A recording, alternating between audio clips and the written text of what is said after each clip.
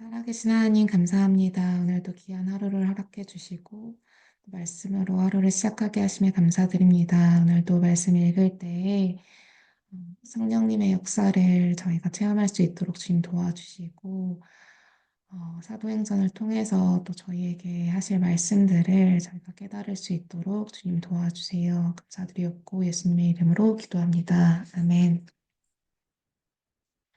사도행전 1장에서 3장 말씀.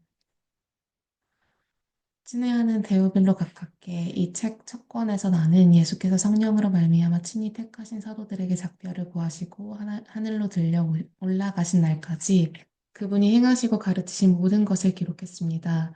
예수께서는 죽으신 후에 40일에 걸쳐 여러 다른 상황에서 사도들에게 살아계신 모습으로 나타나셨습니다. 얼굴을 대면한 여러 번의 만남에서 그분은 그들에게 하나님 나라에 관한 일들을 말씀해 주셨습니다. 만나서 함께 식사를 하면서 사도들에게 절대로 예루살렘을 떠나지 말라고 하시며 이러기를 이르셨습니다. 아버지께서 약속하신 것, 곧 너희가 내게서 들은 약속을 기다려야 한다. 요한은 물로 세례를 주었지만 너희는 성령으로 세례를 받을 것이다. 이제 곧 받을 것이다. 마지막으로 함께 있을 때에 사도들이 물었다. 주님, 이스라엘의 나라를 회복하실 때가 지금입니까? 예수께서 그들에게 말씀하셨다. 때는 너희가 알 수 없다. 때를 정하는 것은 아버지의 몫이다. 너희가 받을 것은 성령이다. 성령이 너희에게 오시면 너희는 예루살렘과 온 유대와 사마리아와 세상 끝까지 가서 내 증인이 될 것이다. 이것이 그분의 마지막 말씀이었다. 예수께서는 사도들이 보는 가운데 들려 올라가 구름 속으로 사라지셨다. 그들은 빈 하늘을 바라보며 거기 서 있었다. 그때 갑자기 흰 옷을 입은 두 사람이 나타났다. 그들이 말했다. 너희 갈릴리 사람들아, 왜 여기 서서 빈 하늘만 쳐다보고 있느냐? 너희 가운데서 하늘로 들려 올라가신 이 예수는 떠나신 그대로 틀림없이 영광 중에 오실 것이다. 사도들이 올리브산이라는 곳을 떠나 예루살렘으로 돌아갔다. 1km가 채 안 되는 길이었다. 그들은 모임 장소로 사용하던 다락방으로 갔다. 베드로, 요한, 야고보, 안드레, 빌립, 도마, 바돌로메, 마테, 알페오의 아들 야고보, 열심당원 시몬, 야고보의 아들 유다. 이들은 끝까지 이 길을 가기로 뜻을 모으고 온전히 하나가 되어 기도했다. 그 중에는 여자들도 있었다. 예수의 어머니 마리아와 예수의 동생들도 함께 있었다.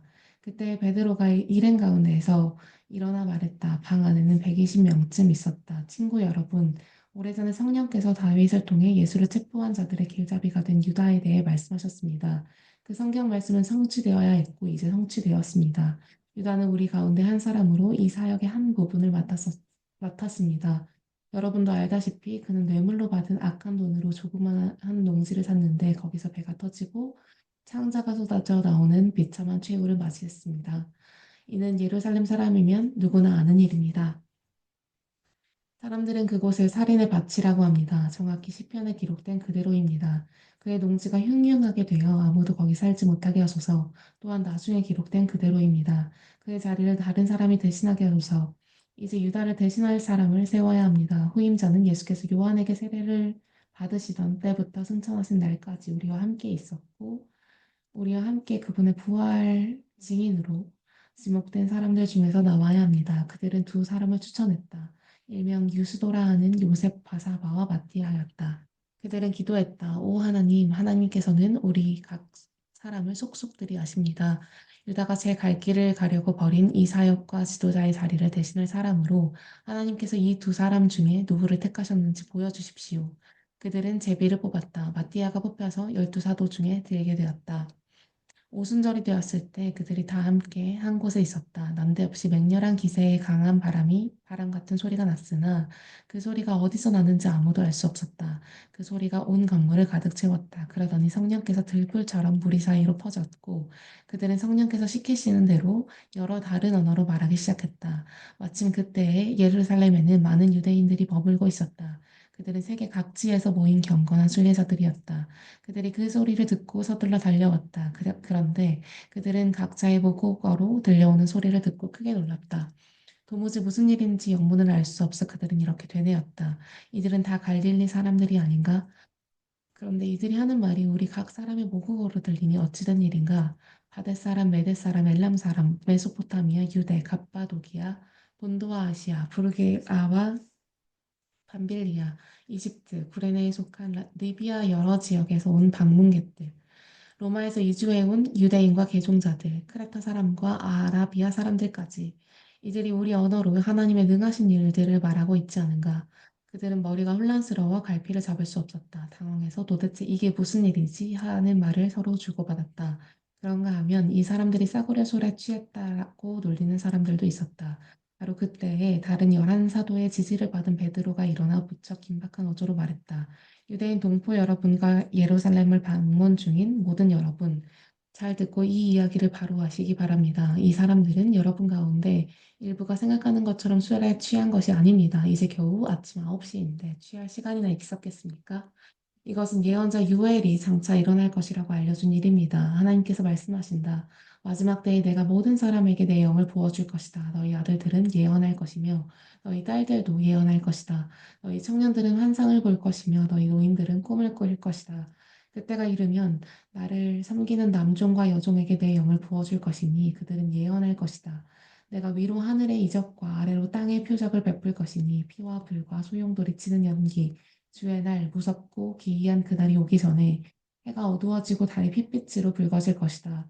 누구든지 나 하나님에게 구해달라고 부르짖는 자는 구원을 얻을 것이다. 이스라엘 동포 여러분, 이 말을 잘 들으십시오. 나사렛 예수는 하나님께 온전히 인정받으신 분이셨습니다. 하나님께서 그분을 통해 행하신 기적과 이적과 표적들은 여러분이 이미 다 알고 있습니다. 이 예수께서 하나님의 주도 면밀하신 계획에 따라 법을 제멋대로 주무르는 사람들에게 배반당하시고 여러분들에게 넘겨졌습니다. 여러분은 그분을 십자가에 못 박아 죽였습니다. 하지만 하나님께서 죽음의 밧줄을 푸시고 그분을 다시 살리셨습니다. 주급은 그분의 상대가 되지 못했습니다. 다윗이 이 모든 것을 말했습니다. 내가 항상 내 앞에 계신 하나님을 배웠다. 그분이 내 곁에 계시니 그 무엇도 나를 흔들 수 없다. 내 속에서 온통 기쁨과 희열이 넘쳐 나는 소망의 땅에 내 거처를 정했다. 주님은 절대로 나를 음부에 버리지 않으실 것이므로 나의 죽음의 악취조차 맞지 않을 것이다. 주님께서 내 발을 생명길에 두셨고 주님의 얼굴을 온 서방의 햇빛 같은 기쁨으로 빛난다. 사랑하는 친구 여러분, 여러분에게 더없이 솔직히 말하겠습니다. 우리 조상 다윗이 죽어서 묻혔고 그 무덤이 오늘도 분명히 우리 눈앞에 있습니다. 그러나 예언자이기도 했던 그는 자신의 한 후손이 나라를 다스릴 것이라고 하신 하나님의 엄숙한 맹세를 알고서 먼 장래를 내다보며 메시아의 부활을 앞서 말했습니다. 음부에 내려가지 않고 죽음의 악취를 맡지 않을 것이다 라는 말이 바로 그것입니다. 이 예수를 하나님께서 다시 살리셨습니다. 여기 있는 우리가 다 그 일의 증인입니다. 그 후에 예수께서 하나님 오른편 높은 곳에 올려져 하나님 아버지께서 약속하신 성령을 받으시고 그 받으신 성령을 우리에게 부어주셨습니다. 여러분은 지금 그 일을 보고 듣고 있습니다. 그래서 다윗은 자기가 직접 하늘로 올라가지 않았지만 이렇게 말했습니다. 하나님께서 내 주님께 말씀하셨다. 내가 네 원수들을 내 발판으로 삼을 때까지 너는 내 오른편에 앉아 있어라.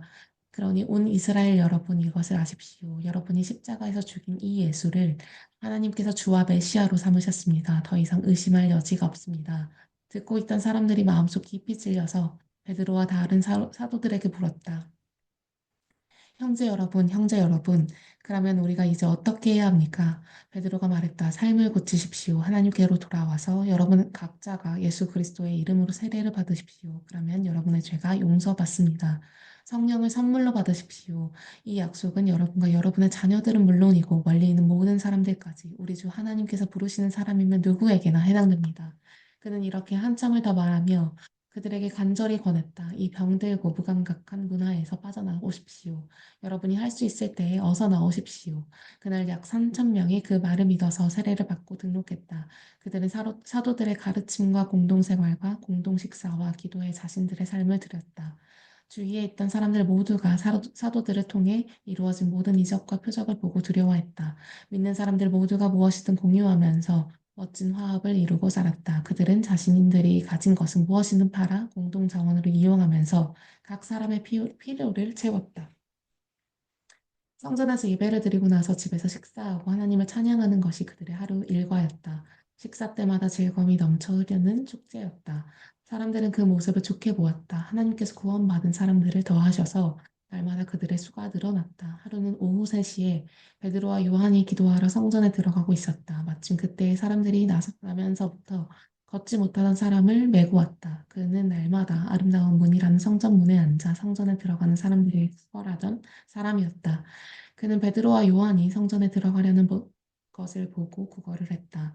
베드로와 그 옆에 있던 요한이 그의 눈을 똑바로 쳐다보며 말했다. 여기를 보시오. 그러자 그는 그들에게서 뭔가 얻을 줄을 생각하고 고개를 들었다. 베드로가 말했다. 나는 동전 한 푼 가진 것이 없지만 내게 있는 것을 당신에게 주겠소. 나사렛 예수 그리스도의 이름으로 걸으시오. 베드로가 그 사람의 오른손을 잡아 일으키자 즉시 그의 발과 발목에 힘이 생겼다. 그는 팔쩍 뛰듯이 일어나 걸었다. 그 사람은 베드로와 요한과 함께 성전으로 들어가서 이리저리 걷고 춤추며 하나님을 찬양했다. 그곳에 있던 사람들 모두가 그가 걸어다니며 하나님을 찬양하는 것을 보았다. 그들은 그가 성전의 아름다운 문에 앉아 구걸하던 사람인 것을 알아보고는 깜짝 놀라 눈을 비볐다. 눈으로 보면서도 도저히 믿기지 않았던 것이다. 그 사람은 기뻐서 어쩔 줄 몰라 하며 베드로와 요한을 끌어안았다. 모든 사람이 그 모습을 직접 보려고 그들이 있는 솔로몬 회랑으로 달려왔다. 사람들이 모인 것을 보고 베드로가 그들에게 말했다. 이스라엘 여러분, 이 일에 왜 이렇게 크게 놀라십니까? 이 사람이 걷게 된 것이 마치 우리 능력이나 경건함 때문인 것처럼 왜 우리를 쳐다보는 것입니까? 아브라함과 이삭과 야곱의 하나님, 곧 우리 조상의 하나님께서 그 아들 예수를 영화롭게 하셨습니다. 빌라도가 죄 없다고 한 그분을 여러분을 거절했습니다. 여러분은 거룩하고 의로우신 분을 거절하고 그 대신에 살인자를 놓아달라고 했습니다. 그러나 여러분이 생명의 주인 되신 분을 죽이자마자 하나님은 죽은 자들 가운데서 그분을 살리셨습니다. 우리가 그 증인들입니다. 예수의 이름을 믿는 믿음이 이 사람을 일으켜 세운 것입니다. 이 사람의 상태는 여러분이 잘 알지 않습니까? 그렇습니다. 바로 믿음, 오직 믿음이 여러분 눈앞에서 이 사람을 완전히 낫게 한 것입니다. 친구 여러분, 예수를 죽일 때 여러분은 자신이 무슨 일을 하는지 몰랐습니다. 여러분의 지도자들도 그러했습니다. 그러나 모든 예언자의 설교를 통해 메시아가 죽임당한 것을 처음부터 말씀하신 하나님께서는 여러분이 무슨 일을 하는지 정확히 하셨고 그 일을 사용해서 그분의 계획을 이루셨습니다. 이제 여러분의 행실을 고칠 때입니다. 하나님께로 돌아서십시오. 그리하면 그분께서 여러분의 죄를 씻어주시고 축복의 소나기를 쏟아부어 여러분을 새롭게 하시며 여러분을 위해 예비하신 메시아 예수를 보내주실 것입니다. 하나님께서 거룩한 옛 예언자들의 설교를 통해 말씀하신 대로 예수는 만물의 질서가 다시 회복될 때까지 하늘에 계셔서 보이지 않을 것입니다. 한 예로 모세는 이렇게 말했습니다. 너희 하나님께서 너희를 위해 너희 동족 가운데서 나와 같은 한 예언자를 일으켜 세우실 것이다. 너희는 그가 하는 말을 다 들어라. 그 예언자의 말을 듣지 않는 사람은 하나도 남김없이 그 백성 가운데서 멸망할 것이다. 사무엘부터 시작해 그 뒤를 이은 예언자들도 모두 같은 이야기를 전했고 이날이 올 것을 힘주어 말했습니다. 여러분은 이 예언자들의 후손이며 또 하나님께서 여러분의 조상과 맺으신 그 언약의 후손입니다. 하나님께서 아브라함에게 주신 언약의 말씀이 무엇입니까? 이 땅의 모든 민족이 내 후손으로 말미암아 복을 받을 것이다. 그러나 여러분이 맨 먼저입니다. 하나님께서는 여러분 한 사람 한 사람이 그 악한 길에서 돌이키면 여러분에게 복을 주시려고 그 아들을 일으켜 세우시고 여러분에게 보내신 것입니다. 아멘. 하나님 아버지 감사합니다. 어, 오늘도 귀한 말씀을 허락해 주시고 어, 하나님을 믿는 사람들의 삶이 어떠해야 하는지도 알 수 있게 하심에 감사드립니다. 하나님 동전 한 푼 없더라도 하나님의 소식을 전하고 하나님을 알고 있는 자는 어, 그 어떤 세상 사람들보다 축복된 사람임을 믿습니다. 하나님, 우리가 세상에 속하지 아니하고 언제나 주님께 속하고 주님 주신 믿음으로 우리가 이 땅에 살면서도 더욱더 항상 행복할 수 있도록 주님 도와주세요. 그리고 항상 감사할 수 있도록 주님 도와주세요. 오늘도 믿음으로 살 수 있게 도와주시고 믿음으로 세상을 승리할 수 있도록 주님 도와주세요. 저희에게 믿음을 더해 주시옵소서 감사드리옵고 예수님의 이름으로 기도드렸습니다. 아멘.